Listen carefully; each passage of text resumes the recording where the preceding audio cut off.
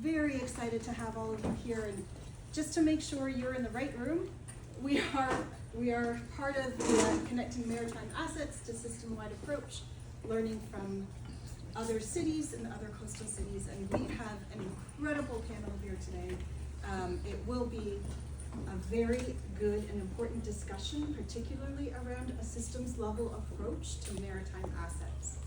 And with that, I will pass it off to Michael Stamatis. Mike Stamatis is also our board member for Waterfront Alliance and is doing incredible work in the maritime system. Thank you, Verhana. Everybody hear me okay? I'm not going to hold the mic if that's okay. So welcome, thank you for coming. So I'm a little off today because it took about 3.5 hours, I was just saying, to get here, so, but I made it, Verhana. Sorry I missed the corporate council breakfast. After yesterday, we were like, you better. Yeah, that's right. So, anyway, good morning. Thank you for joining us today. Our panel is titled Connecting Maritime Assets, but what we're really discussing today is how maritime infrastructure connects to communities, transportation systems, regional resiliency, economic development, environmental planning, and ultimately the everyday lives of consumers throughout our region. Most people rarely think about ports or maritime infrastructure in their daily lives. Yet nearly everything we consume, from food and energy to construction materials, automobiles, medical supplies, consumer goods, all depends on interconnected maritime systems functioning efficiently and resiliently behind the scenes. Ports are often viewed simply as industrial facilities where cargo moves in and out. But maritime infrastructure today is much more than that. And I can tell you right across the river, there's a brand new offshore wind port that's right now, my company and Vestas are unloading the first offshore wind vessel in the port of New York and New Jersey, and that's a major achievement for all of us in this space, so we're proud of that. Our waterfronts sit at the intersection of global supply chains, local economies, transportation networks, climate resiliency, workforce development, environmental stewardship, and community planning. In a region as complex and interconnected as New York and New Jersey, maritime assets do not function independently. Marine terminals, rail systems, trucking corridors, barge networks, offshore wind infrastructure, flood protection systems, and surrounding neighborhoods are all part of one larger ecosystem. Some global port cities have already begun approaching these challenges through more integrated regional systems thinking. Places like Rotterdam, for example, increasingly treat ports, inland waterways, freight corridors, resiliency infrastructure, and surrounding communities as interconnected parts of one larger economic and transportation ecosystem rather than an isolated project. At the same time, waterfronts are increasingly expected to accomplish many things simultaneously. Supporting commerce, strengthening resiliency, reducing environmental impacts, creating jobs, improving public access, and coexisting with growing communities. Right, Victoria? Mm-hmm. Balancing those priorities is becoming one of the defining infrastructure and planning challenges facing coastal cities. So, one of the first central questions we'd like to explore today is how do we move beyond project by project waterfront planning toward a more integrated, system-wide approach to maritime resilience, infrastructure investment, and regional connectivity, and who should that system ultimately serve? And I'm gonna turn to our panel here, but first, I do wanna make some introductions. So, to my right, I have Stephen Frech. That's right. Moffatt and Nichol. Please welcome Stephen.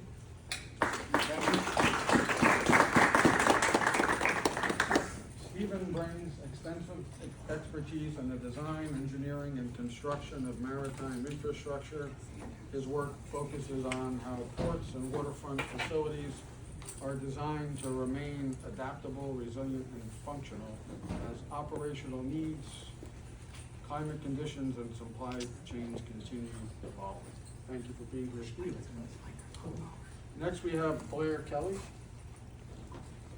Blair works for the Port Authority of New York and New Jersey, and Blair brings the regional port operations and goods movement perspective from the Port Authority of New York and New Jersey, including experience focused on freight mobility, port efficiency, and the integration of maritime infrastructure into the broader transportation network. Please welcome Blair today for being here. Thank you. Next, we have Stephen Famularo from Matrix New World. Did I get your name right? Sure. Okay. I'm not corrected. Stephen brings deep experience in marine and coastal engineering, waterfront resiliency, and long-term infrastructure planning throughout New York and New Jersey harbor region, including work involving ports, ferry systems, and public waterfront infrastructure. Thank you, Stephen, for being here today. And finally, we have Victoria Alexander. Victoria Alexander brings the community planning and resiliency perspective through her work in the Red Hook waterfront advocacy, historic preservation, and post-Sandy resiliency planning focused on the future of Brooklyn's working waterfront community. Thank you for being here.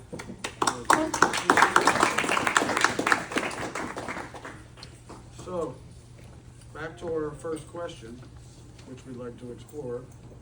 How do we move beyond project by project waterfront planning towards a more integrated system-wide approach to maritime resilience, infrastructure investment, and regional connectivity?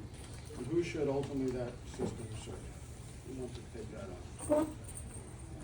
Anybody? I could start, because I'm always one to speak when I shouldn't. Nobody should. No, just the idea of, but Speakers to use the mic, sorry, I don't have that. sure, no problem. Okay. Is that better? Figure this out. Yeah. Logistics. No problem. A little bit better? Yes. You also just hold them close down other. Sure. I think ultimately you got to think like who's paying for it. There's the dollar amount up front, and I think one of the things that we can explore is where do the benefits go? One of the things that helps to know if you want to establish a facility, and usually this work is done up front, is what's always done up front, is what is essentially the investment proposition. And what's typical is you think about the value of the good, the return you can get on handling that good, and that does sometimes stop at the wharf face or at the back of the yard, So I think New York is in an interesting position. Steve, you might have this experience too. I have a lot of it, in my experience, people are like, well, what about what's being done somewhere else? Like in Paris, and it's similar, but New York City is such an interesting and different kind of situation, more of a network, and in general, almost in all types of construction and all projects, the challenges of doing it in New York City are factors greater than doing it anywhere else. So I think one of the things that can start to be established, and I believe it's happening, the Blue Highway Initiative, there's been long-term planning, DOT has done freight planning, there's a long-term horizon of like, okay, where can the benefits be to take advantage of the extent of waterway that we have?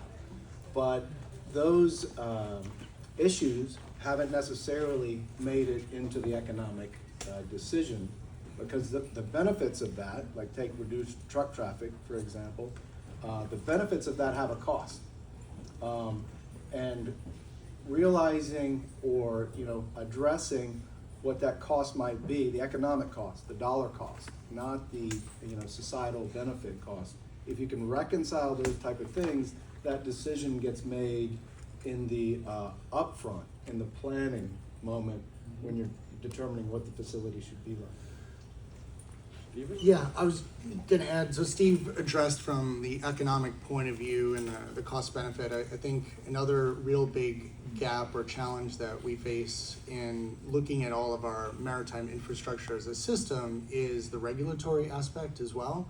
So many of these projects you look at and they are looked at individually on how they are gonna support maybe product movement or goods and services, et cetera. But they're looked at from a regulatory standpoint as a one-off project. And what we typically see is that there are pros and cons from that. Sometimes different projects can provide some types of mitigation or some benefits.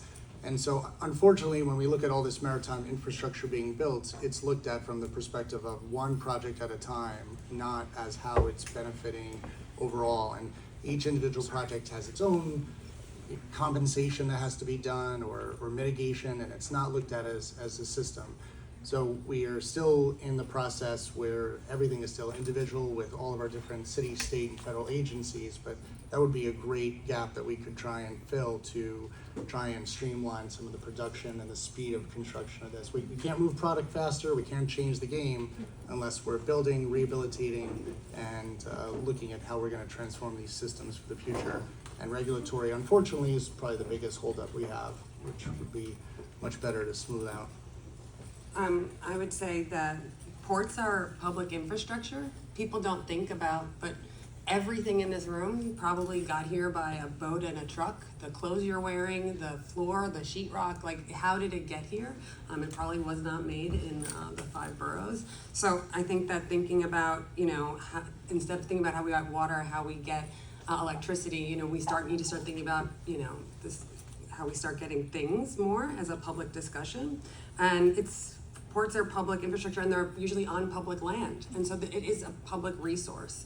And we need to start treating it like that and think about it holistically and start doing some comprehensive planning as a city, not just for maritime assets, but to see how all of the different pieces work together, because what right now we're doing is siloing, we need to solve this housing problem, and everything is focused on that. And instead of thinking about, okay, well, if we build all this housing and we get rid of all the blue collar jobs that we have at the port, and we get rid of the port with all the goods coming in and put all the trucks on the road and add more pollution, there's just ripple effects that people are not considering right now. And the Red Hook is bearing the burden of the bad decision-making and the half-baked ideas that are happening. And we are a community of concern for all the truck pollution. We are a disadvantaged community. We have spent decades advocating for ourselves where we have really been abandoned and then had to, figure it out on our own. And now they're coming in and saying, everything that you've built, we're gonna decimate it and build our own city here.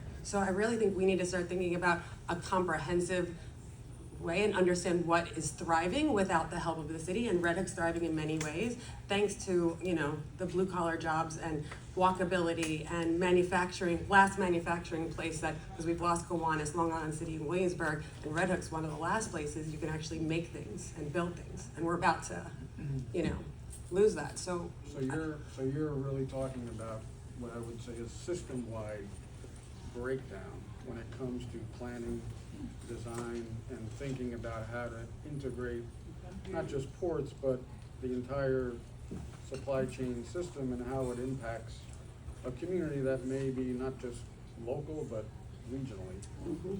I touched on Rotterdam as an example of the Dutch looking at it and taking a different approach where they're utilizing not just ports themselves, but inland waterways and the waterways as part of their transportation network, integrating the community in many of those decisions. So from a planning aspect, I'm gonna just say at Blair, at the Port Authority, the Port of New York is very unique in the sense that there's 6 competing container terminals, all trying to get a piece of the very large pie of cargo, especially containerized cargo, moving through the port. Of course, for those that don't know, containerization, which transformed global shipping, all started in Port Newark, New Jersey, almost, 70 years ago or something like that. So there hasn't been any new facilities really planned in the last 20 years, the offshore wind port aside, which is focused on that specifically, but thinking about the future now, right, as there really isn't a lot of room for expansion, you know, how do you think the Port Authority will need to approach handling, you know, increased cargo demand, movement of goods in the future, thinking at it as a system-wide approach as opposed to individual terminals? Yeah, thank you, Mike. Just 1 second. We're gonna have to ask everyone to hold the mic. Thank you. People still can't hear. Can you hear me now? Yeah. All right. Yeah, thank you, Mike. Everyone can hear me now? Yeah. Okay, great. Yeah, so at the Port Authority, I think most of you are aware that we're the landlord of the Port of New York and New Jersey. So we're dealing with a lot of cargo that's containerized as well as bulk cruise, right? A lot of different types of passengers and freight.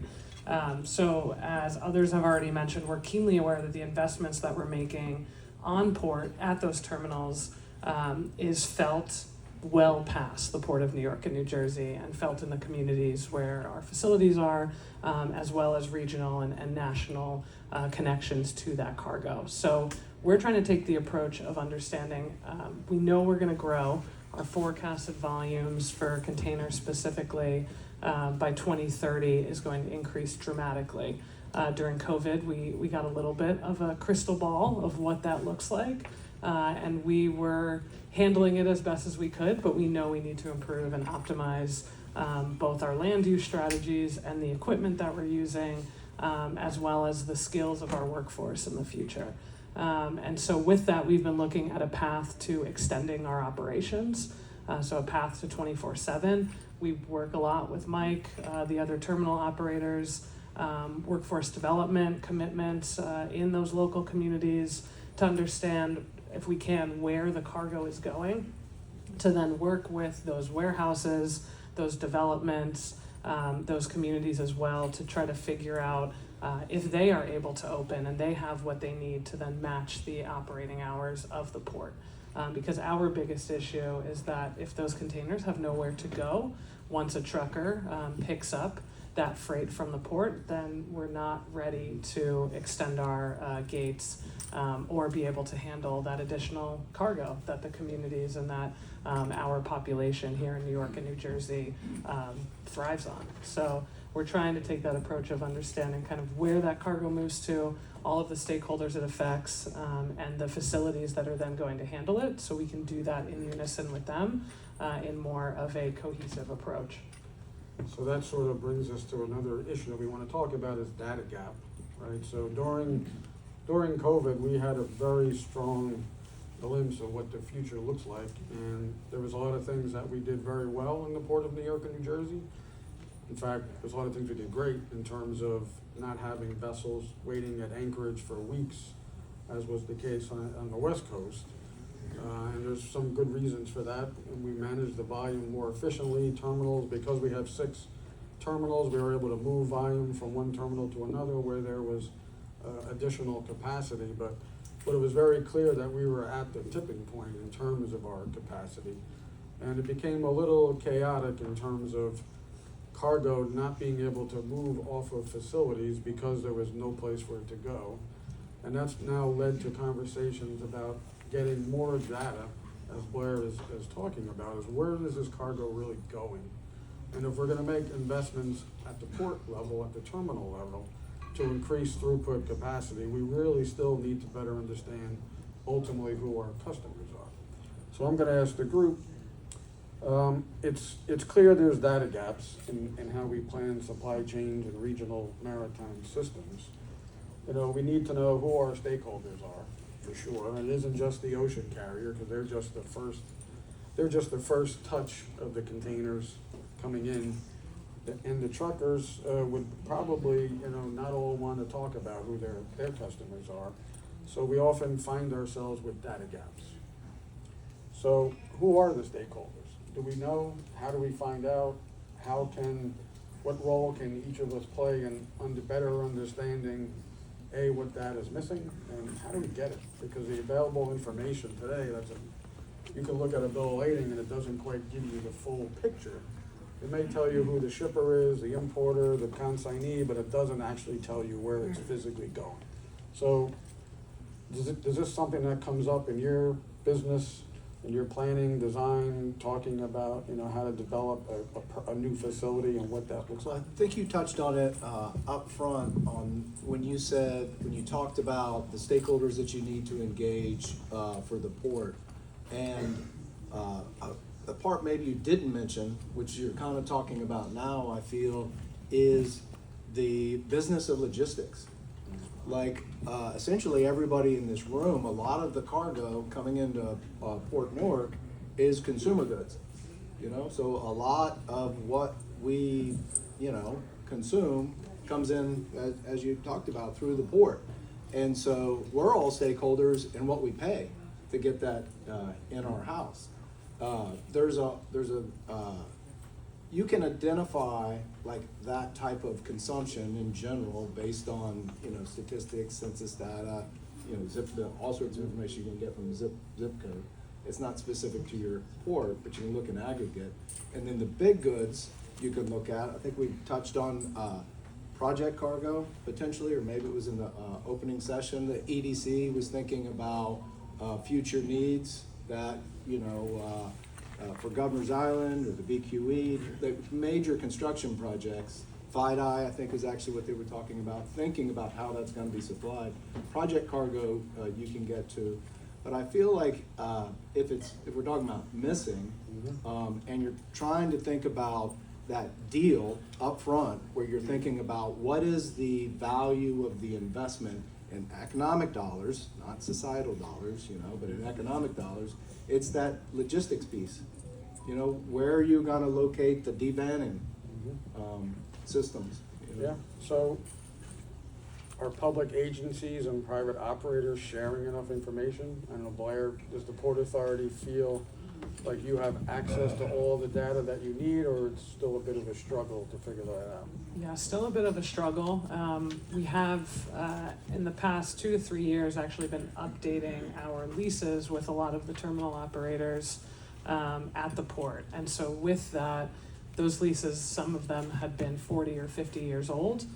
So the KPIs, the information that was required in that lease was very different than maybe what we're looking for in information today, or just didn't include data sharing as an element of that lease. So now we're starting to renew or at least document the collaboration we're already having with the terminals in those leases so that we can better understand their operations, how each terminal operator is planning for the future, so that then the Port Authority can be a little bit closer in knowing kind of how we can assist or what those plans are and how it works into the larger port master plan, which we have at the Port of New York and New Jersey for growing out to 2050. So trying to be a little bit more cohesive, trying to understand just what those kind of key performance indicators are, both on like a cargo movement side of things, but also on some of their customers and the same type of ocean carriers or retailers and shippers that we're hearing about and working with, but as well as their workforce too, what labor needs are as well. I mean, a great example of why we need this information. Not only do I run a terminal, but I'm also an importer. That's kind of where I started my career, importing bananas. When we bring bananas into the Northeast, in our case, they come directly into Brooklyn because we don't have the infrastructure, warehousing, cold storage, the distribution capability. I have to truck them to Massachusetts and Pennsylvania, where big wholesale grocers consolidate every grocery item in the store and then bring it all back to the city on another truck. So if you look at a bill of lading for my imports, you would never know that, right? The Port Authority, anybody in this room would never know where those containers are ultimately going because that's not something that is required to declare. So that's an important piece of information that as we're looking at investments in the future, where to place these investments, really understanding where cargo is really going down to the, you mentioned zip code, is going to become more and more important, and hopefully we can use some of the AI capabilities and other data gathering ways to do that. So Victoria, you're living this right now. Yeah. how do we better integrate community perspectives into infrastructure planning and data? How do we better do it? Well, the last statement you just said just made my blood boil about having the bananas being trucked to Massachusetts, and everybody else should be livid about how inefficient the systems are, that we're putting trucks on the road, pollution in the air, and we haven't built out inside the port the facilities Mike needs to make sure that we don't have to do that. And so I think that what do communities need? Communities need to have a seat at the table. One of the most amazing things about Red Hook has been the people's passion to learn and engage. And, we talk a lot about community-based planning, and people are like, oh, well, it's always going to be NIMBY, and they have all these arguments of why we shouldn't do it, and it's performative. And I think that what we really need to do is educate people. I think that the one thing that happened after Sandy is we came together as a community, and then we sat down and learned about the issues and understood why this happened and how we can solve it together and what the community needed. Resilient Red Hook is born out of the New York Rising program that happened after the governor put together after Hurricane Sandy, and we came up with 10 different projects to address some of the biggest needs in the neighborhood. I think half of those projects are done. And one of them is the Red Hook Coastal Resiliency Project that will probably barely last, 10 years after it's finally built, especially after hearing from this morning and from what's happening in other cities and how fast the sea level water is rising. So I really think that we need to participate, and I think that people are scared to engage communities, but people just want to learn and understand and feel like they're part of something and have ownership. There's a lot of pride in Red Hook, and people are smart, give them a chance to understand. I think that that's when they can really engage and be like, let's find solutions together, because, otherwise we're just working in silos again. So I think the most important thing that you said was having a seat at the table. Yeah. Right? Being engaged, having that engagement, and being part of a process. So when investments are being made, especially in a very densely populated city in a community like Red Hook, it's not done in a silo, and it's not done in isolation away from. Oftentimes we have fences that separate what we do and what the community sees, which is not often understood. So I think it's just important, as you said, to have a seat at the table. Mike, I want to echo something. Victoria, it just it's really became crystal clear to me. Thinking back, I concur with what you're saying, and I was just thinking after Sandy, been practicing long enough here, the community, everybody said, oh, we need to start to think about flood resilience. This project's going on right here. It could be interesting if you have a chance to walk. I'd like to if I do later. But I remember the flood level was, the flood level, you just couldn't get your head around what the design flood level was. So one of the initial things that they did is they started to build community awareness of what the hazard level is physically. So if you live here, you walk around, and people did. That became a thing. Esker had that. If you lived here, you know about the issues related to the change, essentially, of Esker, which basically was kind of a overall type better compromise with the stakeholders and society. And now I just realized we're kind of seeing the same thing. Freight and cargo is the next thing that everybody's going to need to become a little aware of. Smarter. So they can Smarter. participate. That's great. So when we look at global examples like Rotterdam, Singapore, where maritime systems are planned in a highly integrated way across transportation, resiliency, economic development, and take into account the community, what lessons do we think New York Harbor can learn and realistically apply in our region? This isn't an isolated, situation with Red Hook. We're a city of islands, 520 miles of coastline, so this is a citywide regional problem that we're talking about. And we're trying to learn from examples, from folks that are doing it or trying to. What can we learn from those specific areas, if you guys know, based on your work? Are any of those things now being looked at to be incorporated here as we're planning for the future? I don't know, maybe Blair I think the Port Authority has spoken to some folks in Rotterdam and other, Hamburg and other places. Was there anything, takeaways from those conversations that we could apply now? Yeah, so a lot of those conversations, they're ongoing for us. We have sister port agreements with some of the largest ports around the world.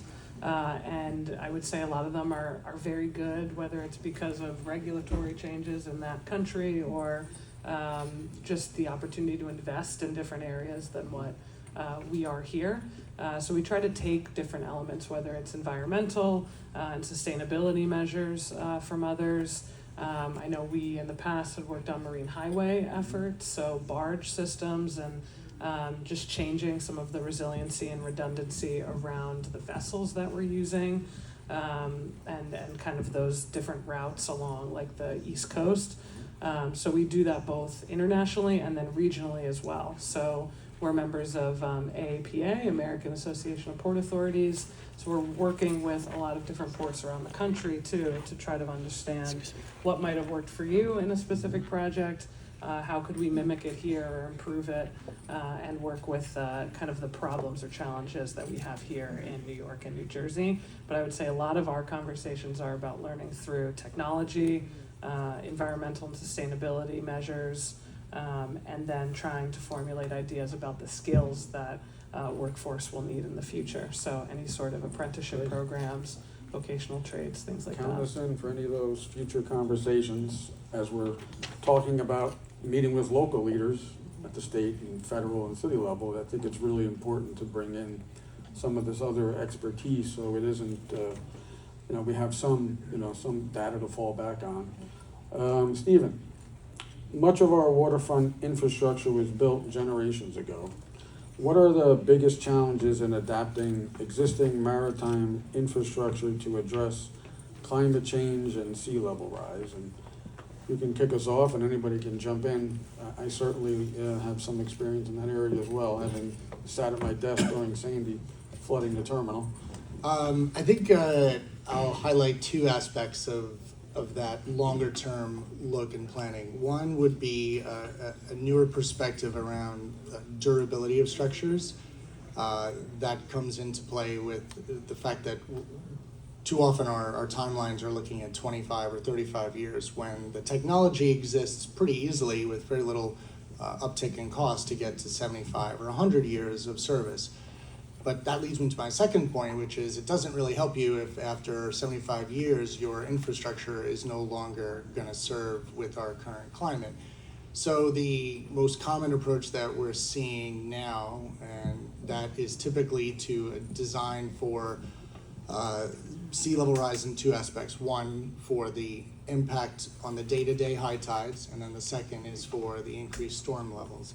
Now, most of our maritime infrastructure really doesn't support you raising to plus 16, and you can't really unload and move cargo that way. So a very common approach that we see nowadays is to design to the highest that works for the current kind of conditions, but then build in the adaptability for the future. There's lots of requirements now for the Port Authority, for a lot of our private clients, to build in that ability to very easily change the elevation of the structure.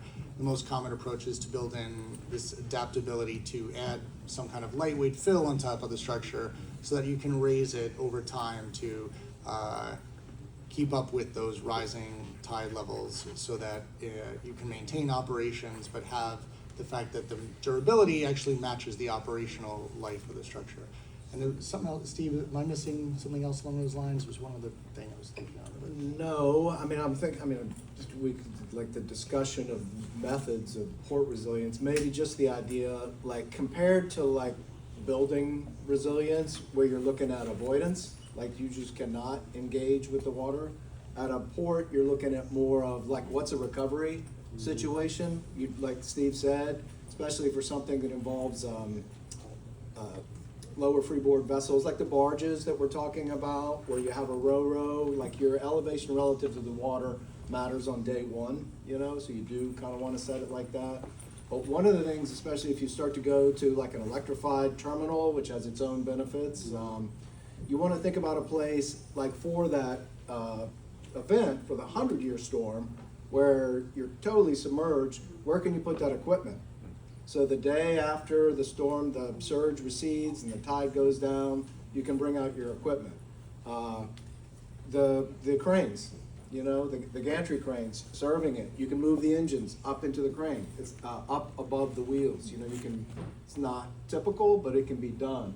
There's things like that in port resiliency because you're not talking about avoidance, you're talking about recovery time, so you can get back up in operation. And then over time, like in the long periods of time, you can increase and you can set a new zero for yourself. I think if we're talking about the other part of this, when you talk about does your facility support your need in the 75th year, there's two concepts. Like as a structural engineer, I'm like, are the columns falling apart? You know, that kind of thing. But also, is it what's needed? You know? So I think one of the things that we want to try to allow in our designs is adaptability in space planning for something we don't know about because it's so far into the future, where you can rearrange your program to adapt to things that you don't necessarily know right now. I have a question for you. Do you need space to be adaptable? Yeah. Yeah, I think so. So we might need to have some space to be flexible so we can reach the needs of the future that is unknown. I think of it like maybe you've got a parking lot and you have it striped, you know, and you think, oh, that's going to be the striping forever, but then you have a new tenant come in and wants a different program for the building. Maybe you got to arrange your lot differently. So I think what Victoria is getting at is we don't know what we don't know when it comes to the future of freight mobility and demand for goods and all the other things that we talk about. So preserving, especially in a city like this, where land is at a premium, a good example of that is the offshore wind port, an empty, I can call it a parking lot, for 40 years. It was. Right, it was an empty 73-acre parking lot until, you know, the city leased it, and the idea of building a wind port, you know, came about, and 14 years later, today there's offshore wind components arriving at the site. So these things, you can have great outcomes. It's never easy, especially when you're talking about things like this that are so expensive. There's so many competing interests for budgets. The Port Authority, for example, and the city have so many competing, you know, things for dollars that it just becomes, you know, how do you bring to the top some of these things that we know are going to be super important for the future. But I think the good thing is over the next 20 years, on all sides of the harbor, we're going to have the opportunity to start rebuilding and rethinking our infrastructure, because it's going to be necessary to start looking at rebuilding in the existing infrastructure that's been in place for 50 years that now is exceeding its lifespan. So there's going to need to be new investments in rebuilding all this, and hopefully we'll be taking examples from cities like Rotterdam and elsewhere around the world and how we're going to do that, right? Because these investments are going to have to be made. Many of them have been deferred now for quite a long time, right? So we're going to need all you guys to think about what the future looks like and ensuring that our economy is going to be bulletproof when it comes to our port infrastructure, which isn't just about, as we talked about earlier, ships coming in and out and moving containers. It's everything that we depend on every single day, whether it's bananas or your iPhone or the clothes on your back. Without these facilities, it's going to get bad, right? So, and we've seen some of that already with COVID and Sandy and other things. So, Victoria, I know you want to tell us about how we can do more in planning and reducing risks surrounding communities. And I can tell you, as the operator of Red Hook in Port Newark, we also operate, and quite honestly, we never hear from the community, right? In Brooklyn, we're the tiniest container port, but we hear from everybody all the time about everything. And I gotta tell you, I love it, because having the experience of operating in Newark, Staten Island, and now Brooklyn for the last 16 years, you really get to see what community engagement, involvement really means when it comes to preserving. Right, Carolina? Yep. That's right. So, Shout out to Carolina in Portside, New York, for being a great ally for Red Hook and the Maritime world. I want to go back to just, what you were saying about what we can learn from other places. I was lucky enough to Mike give me a ticket to the AIVP conference earlier this fall. And what I heard throughout the conference, and also I just want everybody to know I am a volunteer for Resilient Red Hook, so I spent today all day at this conference as a volunteer, and then going to all these maritime things. This is, I've become an expert in things that I never thought I would know about. But that we really, what I heard at that conference was a couple things, which was that ports around the world are expanding. And they are also, while they're expanding, building in climate resiliency as part of their expansions. There wasn't a lot of talk about shrinking ports at that conference. It was about growth. And we had JP Morgan come and do a big talk about the growth of the GDP and some other financial stuff that was over my head, but I understood the climate risk that they were talking about from a neighborhood perspective. And then that they talked about communities being at the table, and they talked about it, and I'm not part of those communities, so I'm not sure if they were really doing community engagement, but they said they were. And I think that was an important thing that they reiterated in many different spaces. And then I did see two of the things. I went to Valencia in Spain in April, and I did see the port being expanded, and I saw them doing climate adaptation. I talked to my friends there, and they're expats, so they weren't really in on the community planning, but it was interesting to hear from their perspective as people, they were living on a sailboat, so they had a firsthand look at all that. So I think again, we can go back, how can we do it better, is, Red Hook is a really interesting and unique place, and it's one of the unique and interesting places left in New York City. It has not been whitewashed, it is not full of glass towers, it's full of people and community and workers, and it is so special. I call it a diamond because we have been under so much pressure, and we have created something so sacred and so beautiful, and it breaks my heart to think that we're gonna throw all of that away. And I feel so lucky to have lived there for as long as I did. So I really think that we need to understand what our values are and what we appreciate and value, and are we willing to take something like that and walk away and create something, a bunch of ticky-tacky glass boxes. well, so I don't think we're gonna throw anything away, and I don't think anybody wants to do No. that, because that would just be worse for everybody who lives in the city, right? Well, I'm talking about throwing it away through speculation, right? No, no. Speculation is gonna push community members Yeah, out, right? yeah. So I think what's happening is, and you're part of this conversation, and a lot of others are as well, is that we now have the opportunity to think about this and change policy, right? Because it's really about policy. And when we talk about policy, it's about how we treat this type of infrastructure, because it is so expensive, and there is so many competing, demands for funding, that when we talk about this kind of stuff, we can talk about it, we get excited, we're passionate about it.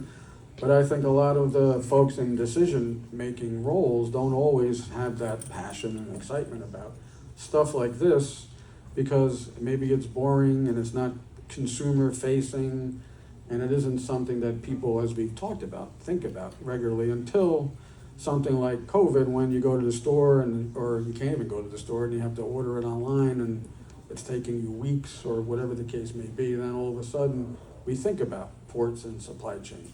So hopefully we've all sort of learned from that lesson and that experience, and we're gonna take that forward as we make these new investments.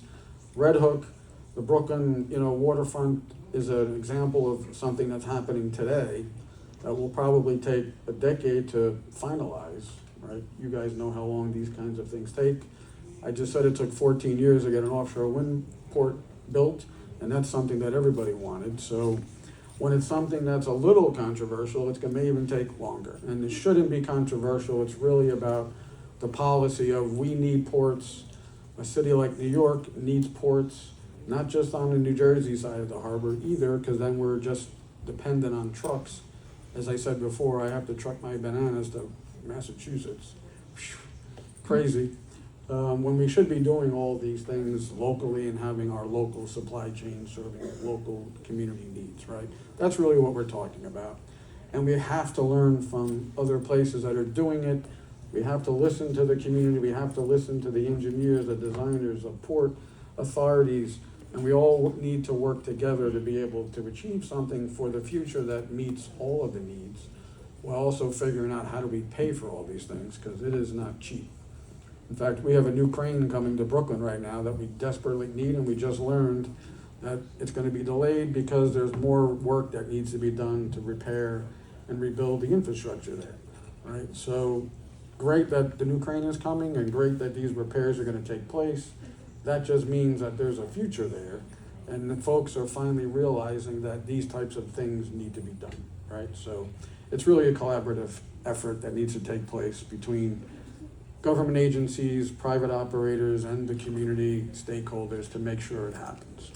So, future uses and adaptability, I'm gonna ask Stephen, the two Stephens, you guys could either one jump in, but how should waterfront infrastructure be planned and managed so it can support changing uses over time? We touched on some of it before, and then, I'll just start, but, especially picking up what you're saying, where it takes a long time to plan, get approved, these assets, and Steve touched on it too, like adding durability is starting to be a very, it's a manageable and valuable marginal cost. It's really the effort involved in getting the asset, like if a wharf, maybe not the crane, even is complicated enough, but getting that approved, like when you're there, additional capacity that's identified, there is a cost, and so you have to identify it with the owner, which could be us, but you identify that cost, but there's an opportunity right then. It's so valuable at that moment to put in the capacity you're gonna need, that's gonna make a more durable structure in the future, and don't try to allow in space for changes of the program, the use of the asset over time. So you get it built, it's got the capacity, it's gonna last, have it available in the future for something that you may not necessarily know at that moment. Yeah, Steve hit on, I think, all the three key things: flexibility of the use, the durability, planning for resilience. I think just to echo the challenge that is presented by looking at those three, it's the upfront cost. We're all challenged with budgets. It goes up very quickly. I mean, I think the typical numbers nowadays we throw out for a new pier is like $750 to $1,000 a square foot to build a new pier.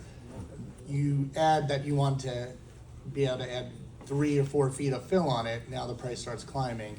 So it really becomes a very critical early decision, and there's not usually the budget or the political will to make that investment now. And unfortunately, it's not very long before you realize that that decision you made to save 15-20% now is changing your entire perspective of your useful life. It may be good for 75 years, but now the operations have changed, or sea level rise is higher, we have to do things that we didn't plan for. So it's very much a I don't want to say political will, because I know that that's there. It's very much the money to have available and to make sure that that is put forth to make those hard decisions early up front.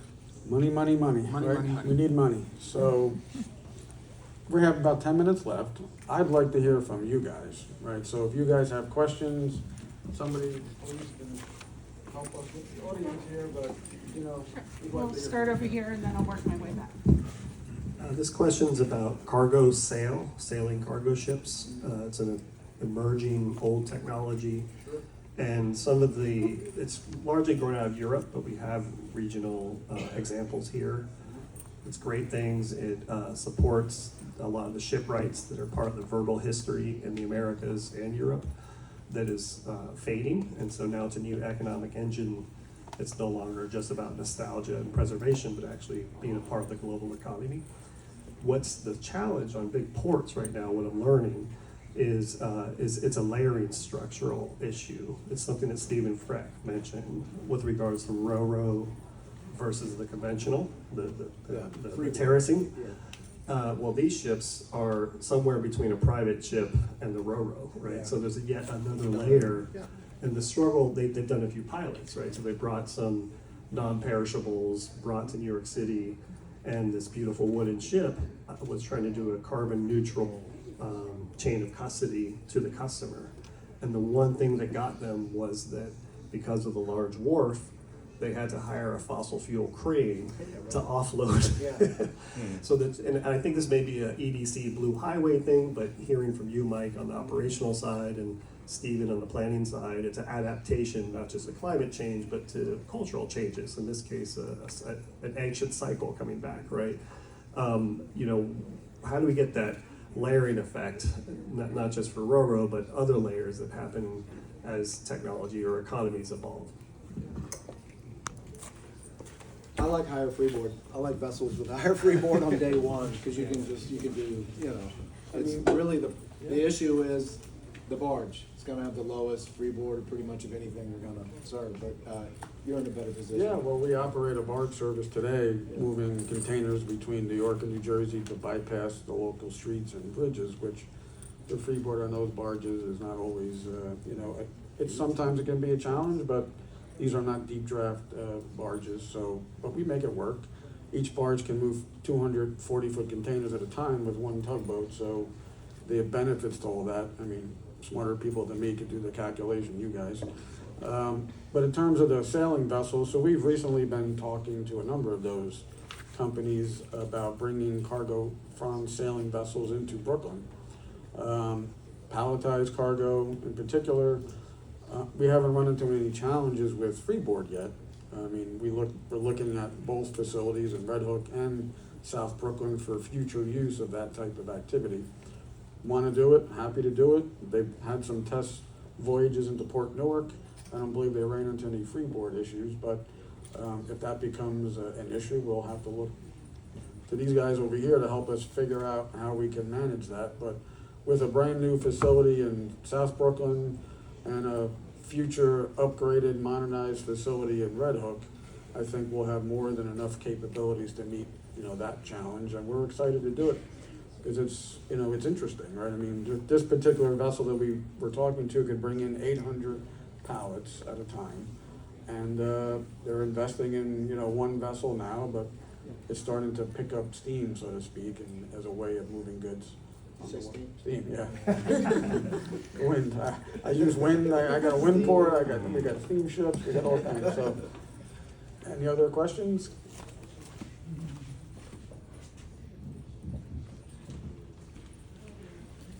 I'll go with my big picture question instead of the really specific. What we can learn from other coastal cities is, I know New York City is young in the scheme of things, but is there anything that other cities can learn from what New York has accomplished or is working on? Are there any points that look like they can be success stories? Is there anything that anyone can learn from New York? Anything that we feel like we've accomplished, we're accomplishing, that can be a lesson to other cities? That took a lot of words to get out, forgive me. I can only think of one really, and it's like, New York is just sticking with blue highways. The initiative, the studies, and I'm happy to see it. Like economically, there's not a lot of there yet, you know? And I think if you study blue highways in other places, including Rotterdam, it's very easy to pencil it out. It's much easier to pencil it out than New York City. So I think the goal New York has to realize the benefit of blue highways. It's we touched on policy. It's you know, I think that could ultimately be a lesson that New York just never gave up on it until they found a way to make it happen. Story continuing to be told. Yeah, for sure. Hi, I'm Carolina Salguero of Portside, New York. Question for the Port Authority. So I think sometime like mid-late 2022, one of the things that happened in Red Hook, the pandemic hit, and what also hit us as a community was the sudden construction of very large last mile facilities. And there was an intense, thoughtful discussion with elected officials and community members about how to deal with the trucks, and I was one of the big proponents, as I was since before founding Portside in 2005, move it by water. And I called senior people at the Port Authority to see if the Port Authority was already discussing or willing to discuss increasing the truck tolls on bridges and tunnels to incentivize, de-incentivize trucking and push on the water. And I just want to know, is that discussion, where is that topic now? There were some people talking. Are you guys, would you consider it? Have you considered it? Are you talking? And who do I talk to find out? I am not aware of those exact discussions, so maybe we can talk offline about that, see if I can get you any more information. But I know we are constantly looking and evaluating. Our Tunnels, Bridges, and Terminals department handles all of the tolling on those crossings.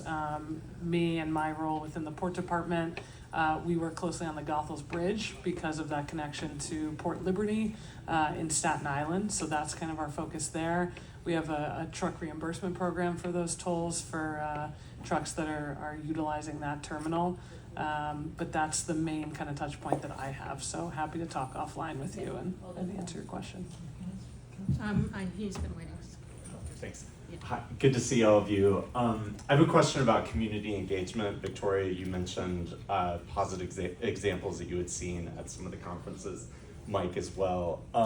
I'm interested if you have examples kind of in practice. Did they speak about exactly what they were doing? Was it just talking to the community, telling them what they're doing, or like specific improvements? Those conversations were very high level because the one thing that I wrote them a letter afterwards that there wasn't any, besides me, there wasn't any community members in the room from all the different cities around the world.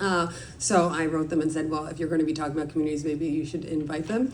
But I would say a really great example of community engagement for planning for communities was the New York Rising program after Hurricane Sandy. The governor's office really created an amazing team of experts that worked for the community and taught us and explained and said, we said, we want to know about this. And then they went and did the research. They explained it to us. It was digestible. I mean, it was an amazing opportunity for us to really think about the community's needs and have the support that we needed to educate ourselves and come to decision making because we had the experts there. And I would say that was an incredible example of community engagement. And Caroline is shaking her head wildly behind you saying, yes, because we were there at the table together and they created and fostered a really unique opportunity to do real good community engagement. I think that a lot of city agencies don't know how to do that. And I think they have a lot to learn on how to engage communities. I had some other people, maybe we have time for maybe. Make it quick, Alan. So yeah, I will. So speaking of the Brooklyn Marine Terminal process, BMT for short, the EDC board approved a budget of $10 million for consultants. There was no budget approved for community education or consultants working with us. So people are like, who can make photocopies this week? And so the difference in the scale and resources was really striking. And what that also does is it sours the community attitude and dialogue. So you actually see the worst aspects of community engagement because people are angry at the start. And it was really a divisive process that pitted community members against each other, which was really horrible to watch and participate in. Do you have time for one more?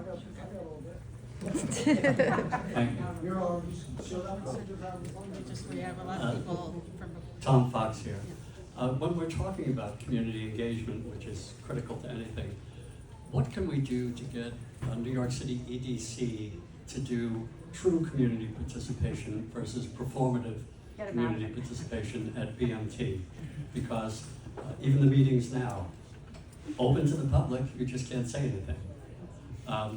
All the people are appointed by elected officials, presumably to represent the community, but it's questionable because they don't have public meetings where everybody actually sits down at a table and engages. So what do you think we can do to get EDC to understand, as you said, Mike and Victoria, the importance and the value of real community participation, especially at BMT?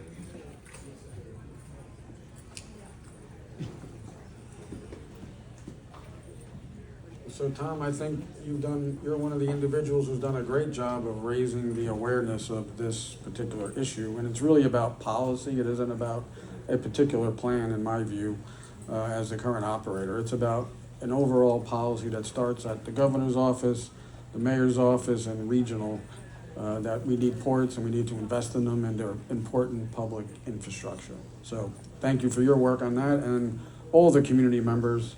We have to wrap it up, I think, unless Farhana says go, keep going. Can I say one thing to what Tom asked, though? Yep. Which is that I'm very excited about the new deputy mayor for economic justice, and I am excited that maybe they will hire someone from the EDC that is trained in community-based planning, because there's lots of urban planners here, but those of us that are cut from the Pratt cloth know that community-based planning is where you start and not at the top. So I think that if they hire someone that has come from a good school of knowledge, then hopefully they'll be able to change their tactics, Tom.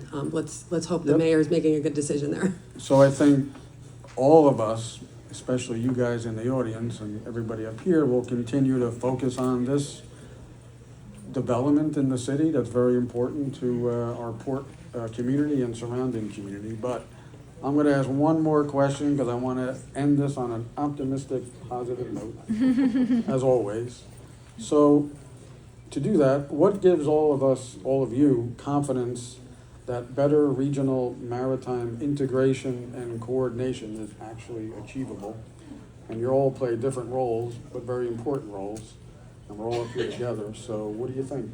Yeah, it's New York City. That'll happen. I mean, really just the idea that it happened with the way the community plans and executes resilience. I think it'll happen. Not easily. Are we going to fight about it? Yeah, of course. New Yorkers. That's what we do. Right, Blair? I mean, the Port Authority plays a huge role in many different assets. And I think you're hearing from a lot of different perspectives. I mean, I think you would agree, and I think, I know Beth would and others at the Port Authority. We definitely need more funding. We're always going to be fighting over that, but I think the engagement piece. Yeah, I would say collaboration. I think we have a lot of vocal people with differing opinions coming to the table, and we need that. We need to understand what everyone's priorities are and figure out how we move forward together. So we're always open to that, and we incorporate it into our planning. Yeah, I think it's a momentum thing, just to echo what you're talking about. It's persistence, staying on top of it, from pushing from all directions, and it's kind of exciting to see that it's not letting up the push to make this happen.